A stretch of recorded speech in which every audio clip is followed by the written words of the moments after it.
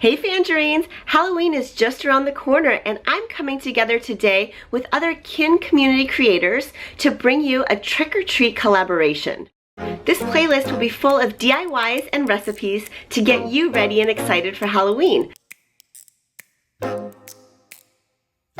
I'll be sharing a trick for this collaboration and showing you one of my favorite techniques for turning a simple plain t-shirt into a reverse applique, spooky but sweet skull t-shirt.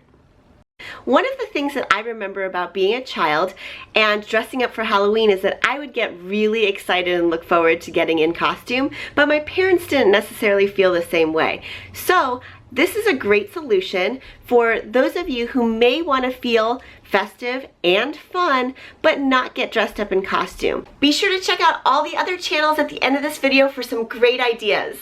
Let's get started. I've created a free template that you can download and print onto cardstock or cardboard. This is actually a design we used on our tees years ago and sold to boutiques and department stores. I've placed my template on a healing mat and I'm taking this fingertip craft knife by Fiskars. It's my favorite one to use for all types of craft projects. Begin by taking a deep breath and carefully making cuts into a smooth motion on the lines of the template. I always find it easier to rotate the template as I go for the best angles. Remember to relax your shoulders and take your time. The template serves as a guide to the sewing and cutting parts, which are crucial for making this reverse applique t-shirt.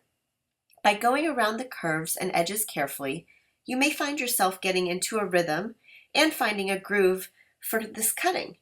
Feel free to celebrate a little as you cut complete pieces out that can then be removed. Yay! Remember, you only have to cut out one template, and with that template, you can make multiple t-shirts. From start to finish, I estimate that this entire project will take about 2 to 3 hours to complete. But once you have that template, you'll be able to make more t-shirts, and the more you make, the less time it will take for each one. I've also included a free download for a kid's size skull shirt too.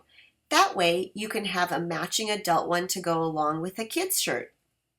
As you can see, I'm rotating both the knife and the template as I go to carefully make the cuts. I'm doing this slowly, but I'll speed up this video so it doesn't take too long for me to show you this whole thing. It's a very gratifying process once you get through the cuts and remove the large pieces.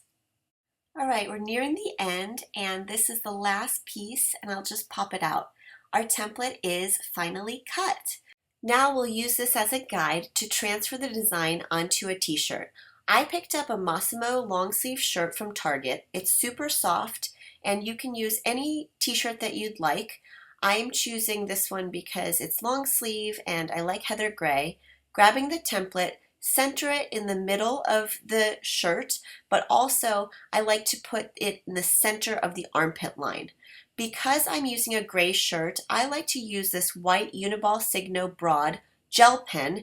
It's awesome for writing on darker colors, but you can also use a ballpoint pen as well.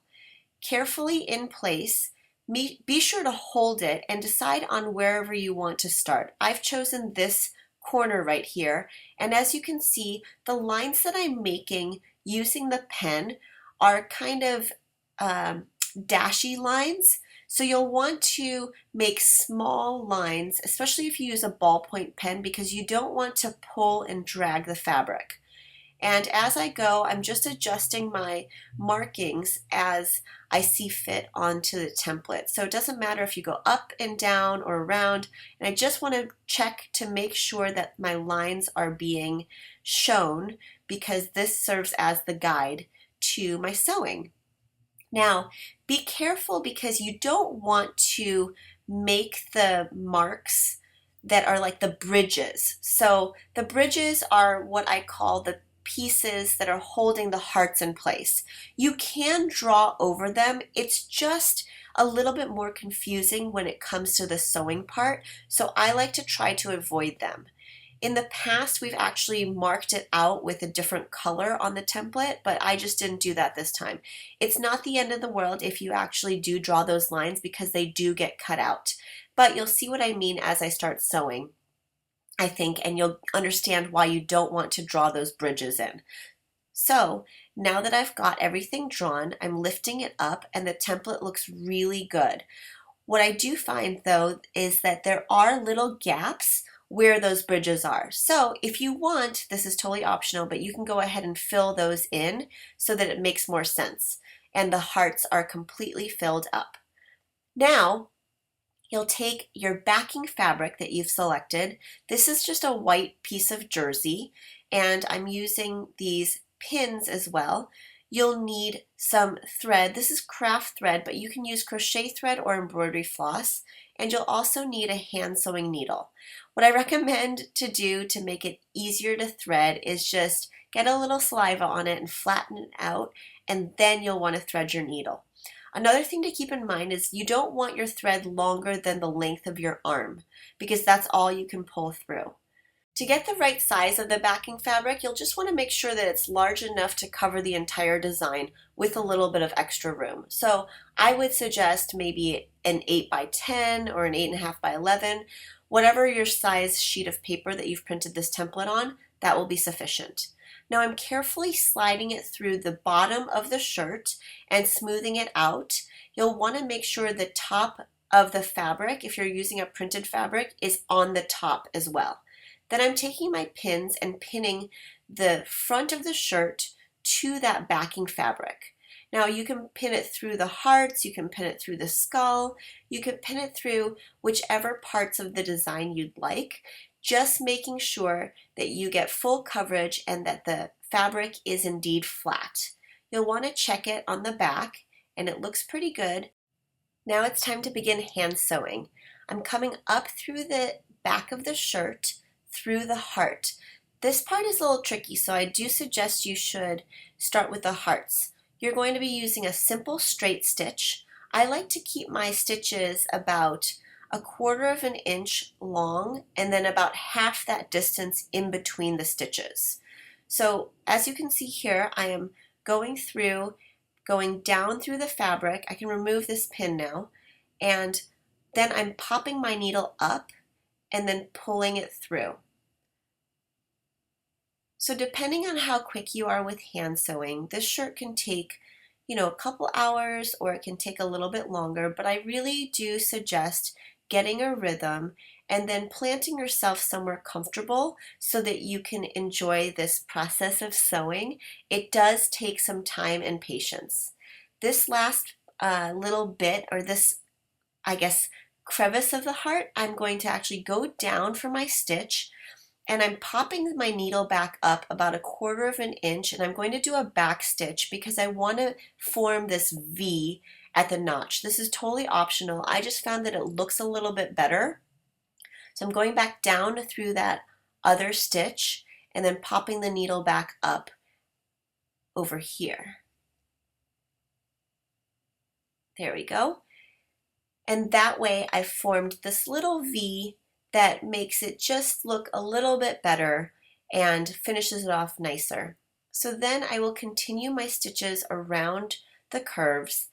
As you know, if you've been hand sewing for a while, you can do multiple stitches at once, but for demonstration purposes, I'm just doing one at a time. So here I'm just going to do 2 so I can show you, and then I'm going to do the same thing I did and connect that stitch so that I have a V that's formed at the bottom of the heart as well. Now I want to pull my thread all the way through the back. The heart looks really good, and then you can see that I've caught the fabric enough on every stitch, and I'm going to tie 2 knots. So I make a loop, I thread my needle through, and then I pull that inner section all the way down and then make sure that it's secure. That's how I get the knot closest to the fabric. Okay, so now that I've got that, I want to cut this thread and then start the next heart. So I once again have to tie a knot, actually make that 2 knots, and then I want to make sure that it's at the end of my thread, and it is. Then I want to go ahead and do this next heart and then the nose. And the reason I'm sewing inside the nose and the hearts is because those pieces actually stay on the shirt. They don't get cut out. You'll see what I mean as we go. So I'm going all the way around the same way I did the hearts, flipping it inside out, and then going ahead and tying my knots. 2 knots to be secure. You can also do 3 knots if you'd like. Then you just tighten it and then give it a little snip with your scissors.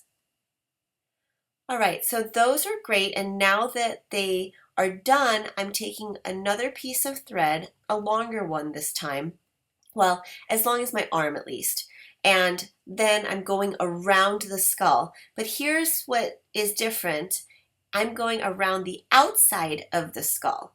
Okay, so I'm doing the same thing where I'm doing a straight stitch, and I'm just popping it up and then going along. And here is where, if you feel a little bit more comfortable, you can definitely do a few more stitches, more than one at a time. So this needle looks like it wants to come out, so then I'll just take it out.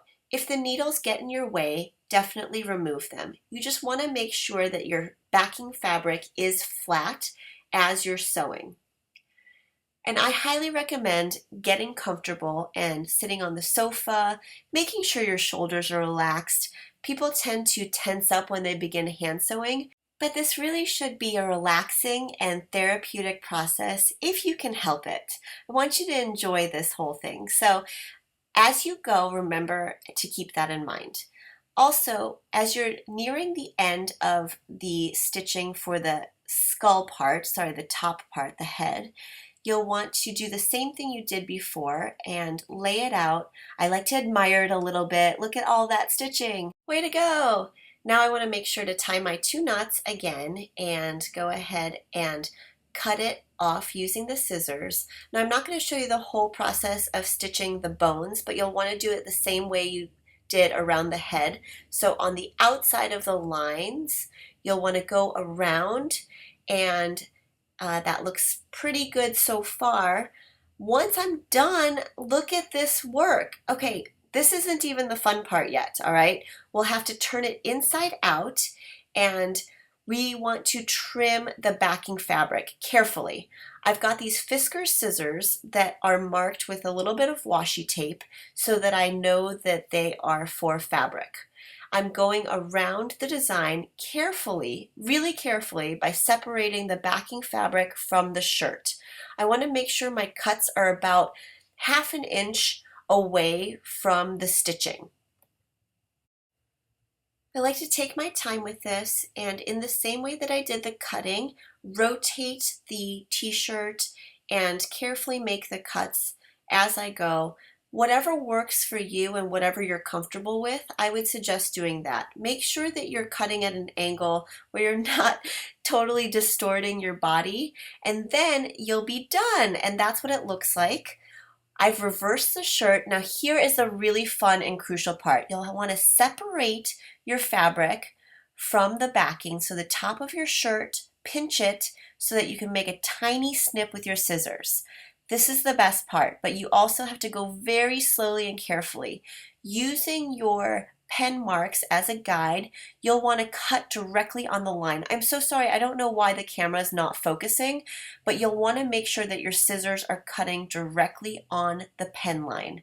And you'll see that since I've used a white pen, it won't really show up that much if I don't cut it exactly. So there's a little room for error, but also if you've used a ballpoint pen, once you wash this, you won't be able to see those lines anyway.